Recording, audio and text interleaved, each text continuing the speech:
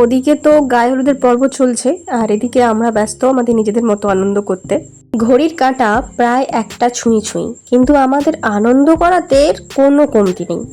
মানে কে কত রকম ভাবে ছবি তুলতে পারে আর কতক্ষণে ছবি তোলা কমপ্লিট হয় সেটাই হচ্ছে দেখার। তো এখানে ওর পাশে ওর বোন আর বৌদি বসে পড়েছে, তারপরে ওর দাদা বৌদি দুজনে এলো ছবি তোলার জন্য। তো এইগুলোই তো স্মৃতি হয়ে রয়ে যায় না, বিয়েটা একবারই, কিন্তু এই স্মৃতিগুলো তো আর ফিরে আসবে না। তো সেইগুলোই বন্দি করে রাখা আর কি।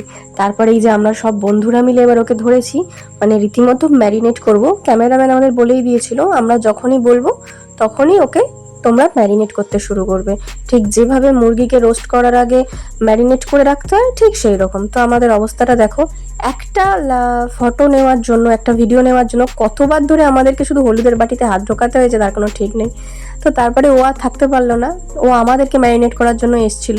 ঠিক আছে, কিন্তু যাই হোক, আর সেটা হয়ে ওঠেনি। ওকে আমরা ম্যারিনেট করে পুরো রেডি করে দিয়েছি, রাত্রিবেলা রোস্ট হবে। তারপরে এবার তোমরা দেখতে থাকো যে আমরা বাজনা টাজনা বাজিয়ে এবার পুকুরের দিকে রওনা দেবো। ওখানে ও স্নান টান করে আসবে। তো এবার তোমরা দেখো।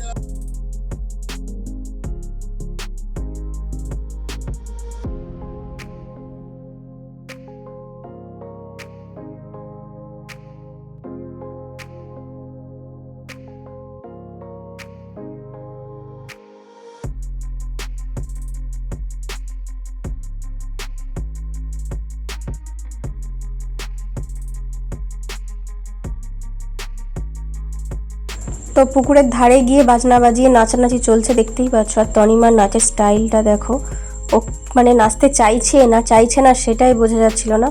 ঠিক আছে, এদিকে কোণে তো আমাদের খুব নেচে নিয়েছে, কিন্তু এরপরে তোমরা একজনকে দেখো।